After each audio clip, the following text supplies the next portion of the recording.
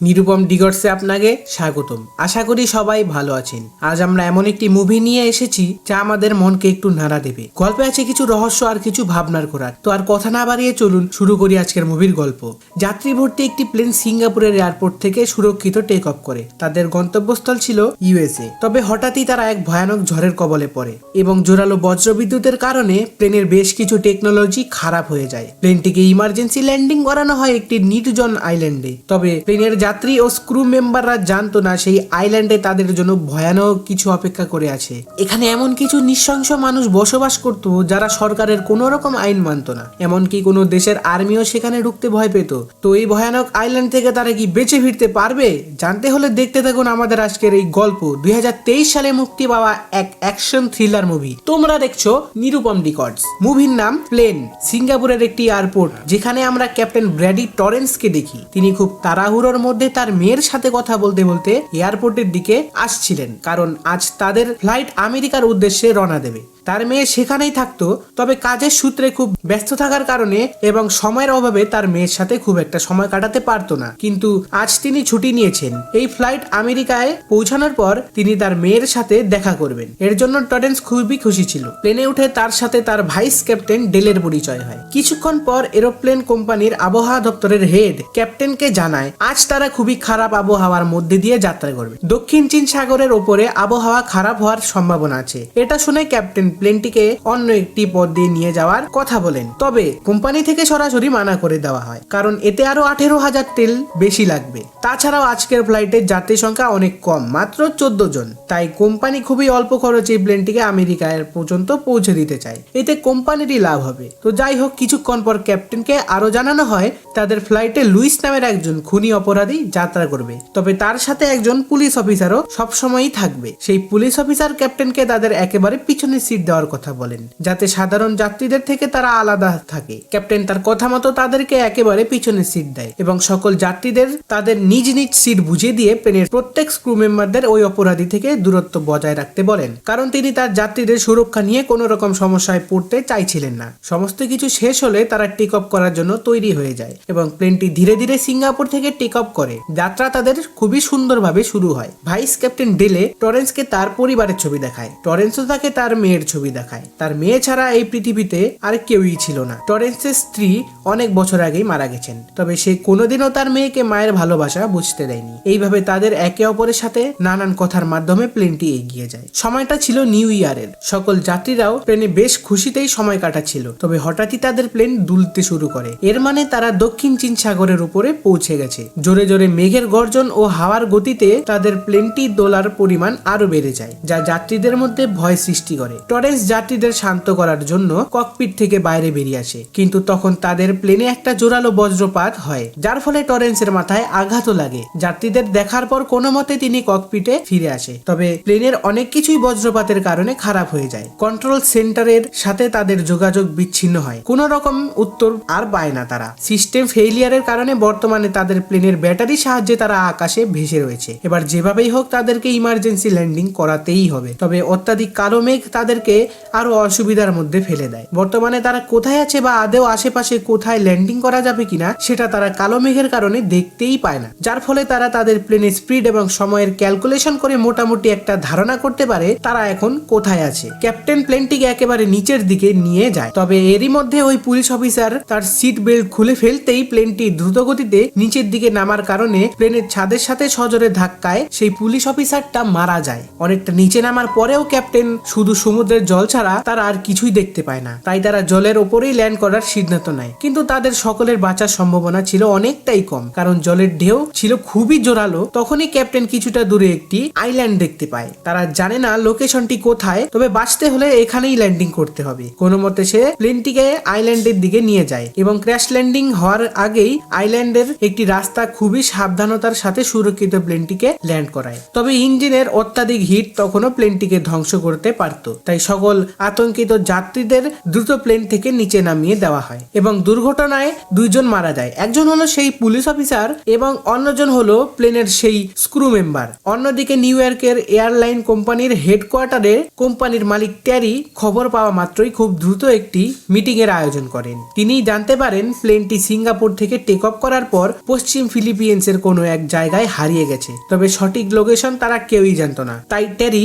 David নামের একজন special rescue অফিসারকে ডেকে পাঠায় এবং প্লেনটি উদ্ধার করার দায়িত্ব তাকে দেওয়া হয়। এত ভয়ানক বিধ্বংসী আবহাওয়াতে প্লেনটিকে পাঠানোর কারণে তিনিও অনেকটাই অবাক হন, তবে কোনো রকম আর সময় নষ্ট না করে রেস্কিউ কাজ শুরু করে দেয়, কারণ একটা মিনিট খুবই গুরুত্বপূর্ণ ছিল। প্লেনটি ফিলিপিন্স পশ্চিমের এমন একটি জায়গায় হারিয়ে আছে যেখানে সন্ত্রাসবাদীদের রাজত্ব, অর্থাৎ কোনো মতে যদি প্লেনের যাত্রীদের তারা বন্দি বানিয়ে নেয় তাহলে সেখান থেকে বেঁচে ফেরা মুশকিল হয়ে পড়বে। তাই রেস্কিউ অফিসার ডেভিড 4 জনের একটি স্পেশাল টিম তৈরি করে। অত্যাধুনিক অস্ত্র এবং প্রচুর পরিমাণে টাকা তারা তাদের সাথে নিয়ে যায়। অন্যদিকে আইল্যান্ডে তখনও সকল যাত্রীদের মধ্যে ভয় কাজ করছিল, কারণ কোনো রকম মোবাইল সিগন্যাল সেখানে ছিল না। এছাড়াও প্লেনের কমিউনিকেশন ডিভাইস, রেডিও সবকিছুই খারাপ হয়ে গেছিল, যার কারণে তাদের যোগাযোগ ব্যবস্থা পুরোপুরি বিচ্ছিন্ন ছিল। এখান থেকে সুরক্ষিত তারা আদৌ বেঁচে ফিরতে পারবে কিনা সেই নিয়ে সকল যাত্রীদের মধ্যে নানান প্রশ্ন জেগে ওঠে। ক্যাপ্টেন টরেন্স তাদেরকে পরিস্থিতি সম্পর্কে জানায়। আবহাওয়া খারাপ হওয়ার কারণে জোরালো বজ্রপাত প্লেনের সকল ইলেকট্রনিক সিস্টেমকে নষ্ট করে দিয়েছে, তাই যতক্ষণ না কোনো রেস্কিউ টিম তাদেরকে খুঁজতে এখানে না আসে ততক্ষণ তাদেরকে অপেক্ষা করতে হবে। তবে ক্যাপ্টেন টরেন্স তাদেরকে কথা দেয় যেভাবেই হোক সকলকে সুরক্ষিত তিনি এখান থেকে বার করে নিয়ে যাবেন। ক্যাপ্টেনের কথায় এবার যাত্রীরা একটু শান্ত হয়। এরপর তিনি প্লেনের ইলেকট্রিক সিস্টেমকে ঠিক করার চেষ্টা করে, তবে বজ্রপাত তাদের কমিউনিকেশনের সাথে প্লেনের বেশ কিছু জায়গা ক্ষতিগ্রস্ত করেছিল। তখন ভাইস ক্যাপ্টেন ড্যালে তাদের কাছে থাকা একটি ম্যাপ অনুযায়ী ক্যাপ্টেনকে এক চিন্তায় ফেলে দেওয়ার মতো কথা বলে ওঠে। এই আইল্যান্ডটি হলো সেই জোলো আইল্যান্ড, পৃথিবীর সব থেকে বিপজ্জনক আইল্যান্ডগুলোর মধ্যে একটি। এটি হলো এমন একটি আইল্যান্ড এখানে সরকার বা আইন নেই, আছে শুধু নৃশংসতা ও হত্যাকাণ্ড, সন্ত্রাসবাদী থেকে শুরু করে ভয়ানক ডাকাতের বসবাস। এখানে টাকার বিনিময়ে মানুষকে অপহরণ করা হয় ও নির্মমভাবে হত্যা করা তাদের কাছে খুবই সাধারণ একটা ব্যাপার ছিল, বিশেষ করে বিদেশিদের। ক্যাপ্টেন এই কথা তাদের মধ্যেই রাখতে বলে, কারণ এতে যাত্রীদের মধ্যে ভয় আরো বেড়ে যেতে পারে। কিন্তু যেভাবেই হোক তাদেরকে কোনো না কোনো ভাবে কন্ট্রোল সেন্টারের সাথে যোগাযোগ করতেই হবে। তাই ক্যাপ্টেন জঙ্গলে একটি বস্তির দিকে যাওয়ার সিদ্ধান্ত নেয়, যেটা কাল রাতে প্লেনটিকে আইল্যান্ডে ল্যান্ড করানোর সময় তিনি ওপর থেকে দেখেছিলেন। সেই বস্তি থেকে হয়তো তারা কোনো রকম সাহায্য পেতে পারে। তবে ক্যাপ্টেন একা নয়, ওই অপরাধী লুইসকে তার সাথে নিয়ে যাওয়ার কথা বলেন, কারণ পুলিশের মৃতদেহটিকে প্লেন থেকে নামানোর সময় সে পুলিশের কাছ থেকে থাকা লুইসের জিনিসপত্র দেখে জানতে পেরেছে সে একজন এক্স কমান্ডো, তাই বেঁচে থাকার নানা রকম সব কৌশল সে জানে। এছাড়া সে যেহেতু একজন অপরাধী, তাই যাত্রীদের থেকে তাকে দূরে রাখাটাই সব থেকে ভালো, এতে যাত্রীরা নিজেদেরকে সুরক্ষিত মনে করবে। এই ভেবে ক্যাপ্টেন তার হাতকড়িটা খুলে দিয়ে তাকে তার সাথে নিয়ে চলে যায়। অন্যদিকে ডেলের কথাই ঠিক হয়, কারণ এই আইল্যান্ডটি হলো সেই জোলো আইল্যান্ড। একটি প্লেন যে কাল রাতে আইল্যান্ডে ইমার্জেন্সি ল্যান্ডিং করেছে এই খবর সন্ত্রাসবাদীদের প্রধান ডাটুর কাছে পৌঁছে যায়। ওদিকে নিউ ইয়র্ক কন্ট্রোল সেন্টারে তখনও প্লেনটিকে খোঁজার কাজ চলছে। পরিকল্পনা মতো যতক্ষণ না তারা প্লেনের সঠিক লোকেশন খুঁজে না পায় ততক্ষণ কমান্ডোদের পশ্চিম ফিলিপিন্সের আশেপাশেই ঘোরাফেরা করতে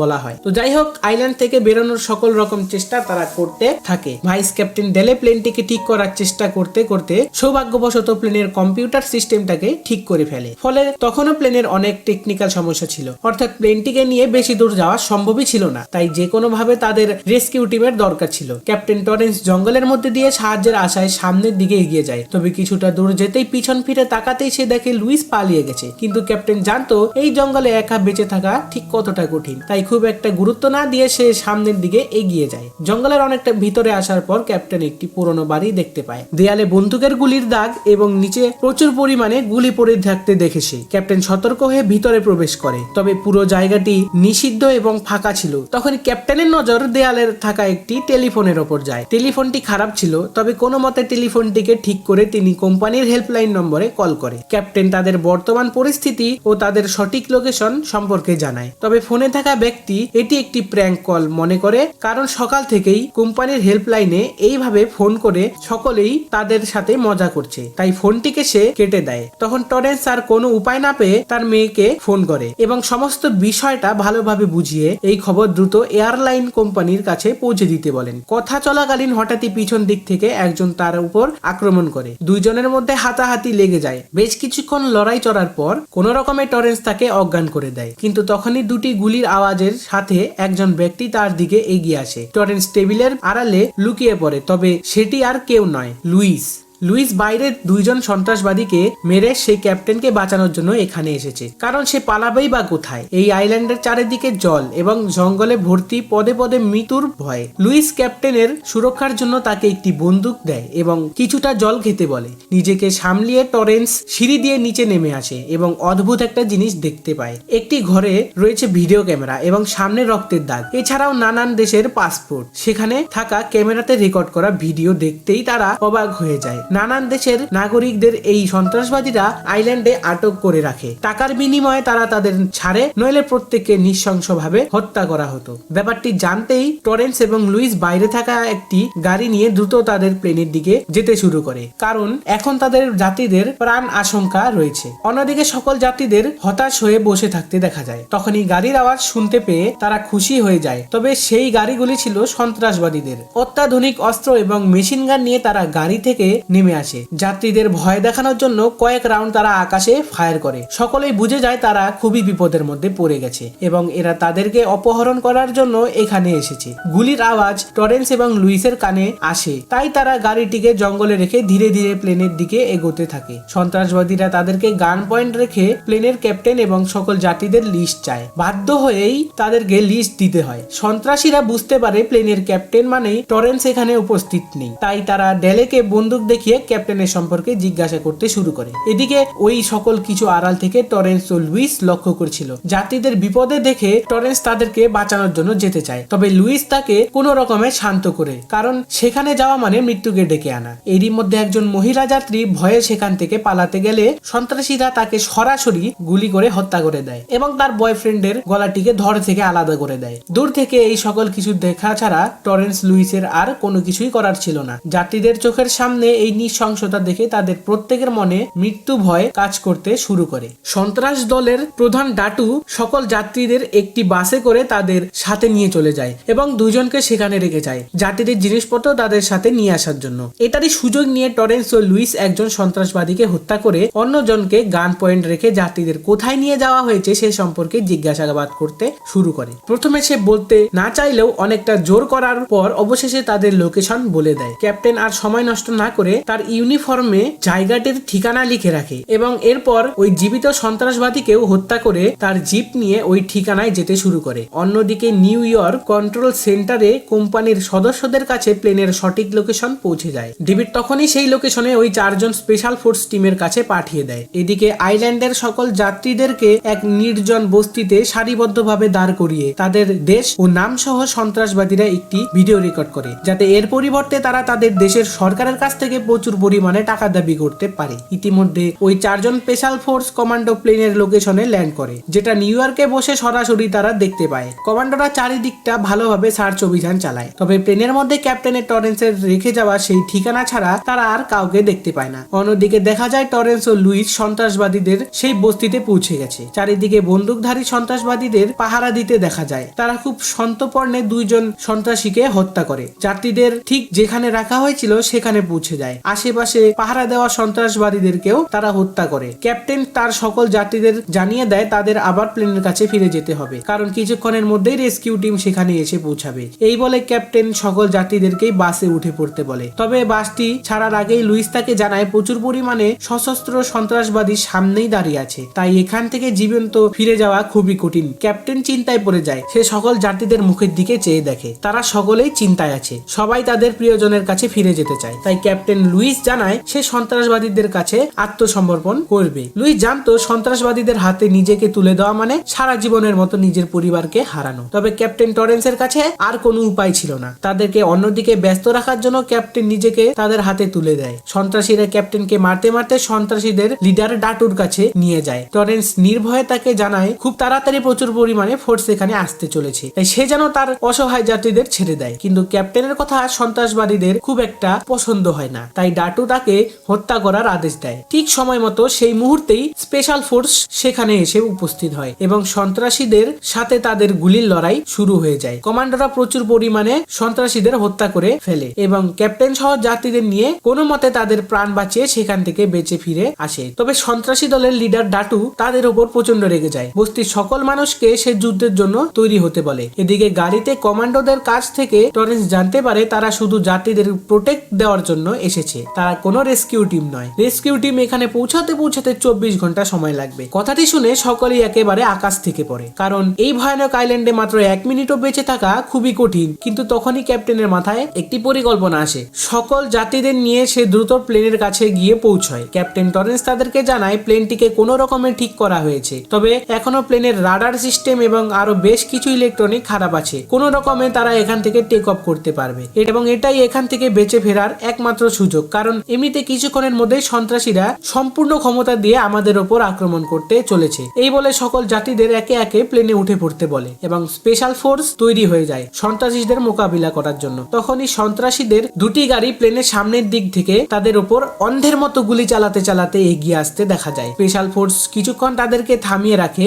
একে একে তারা বেশ কিছু সন্ত্রাসীদেরকেও হত্যা করে ফেলে। স্পেশাল ফোর্সের একজন স্নাইপার একে একে সন্ত্রাসীদের মাথার খুলি উড়িয়ে দেয়। খুব তাড়াতাড়ি তাদেরকে টেক অফ করতে হবে। ক্যাপ্টেন শেষবারের মতো প্লেনটিকে চেক করে নেয় এবং স্পেশাল ফোর্সের প্রধান রবার্টকে জানিয়ে দেয় তাদের হাতে আর মাত্র 5 মিনিট সময় আছে। সে প্লেনের ইঞ্জিন চালু করতে যাচ্ছে, তাদেরকে এই সময়ের মধ্যেই প্লেনে উঠে পড়তে হবে। এই বলে সে লুইসকে ধন্যবাদ জানায়, কারণ তার সাহায্য ছাড়া সে তার যাত্রীদের বাঁচাতেই পারতো না। ক্যাপ্টেন ছুটে প্লেনের ককপিটে উঠে যায় এবং প্লেনটিকে চালু করে টেক অফ করার জন্য তৈরি করে। এদিকে সন্ত্রাসীদের পরিমাণ বাড়তেই থাকে। স্পেশাল ফোর্স আর বেশিক্ষণ তাদেরকে আটকে রাখতে পারবে না। তারা এবার সরাসরি প্লেনের ওপর ফায়ার করতে শুরু করে। এরই মধ্যে লুইস তার গান লোড করতে গেলে ওই টাকা ভর্তি ব্যাগটিকে সে দেখতে পায়। তবে সে সেই টাকা সেখানেই রেখে দেয় এবং স্পেশাল ফোর্সের প্লেনে ওঠার জন্য কভার ফায়ার দেওয়া শুরু করে, কারণ তার মাথায় তো অন্য কিছুই চলছিল। তো যাই হোক, এদিকে ক্যাপ্টেন কন্ট্রোল সেন্টারের কাছ থেকে এখান থেকে টেক অফ করার পর এমন একটি সুরক্ষিত জায়গার লোকেশন চাইছিল যেখানে তারা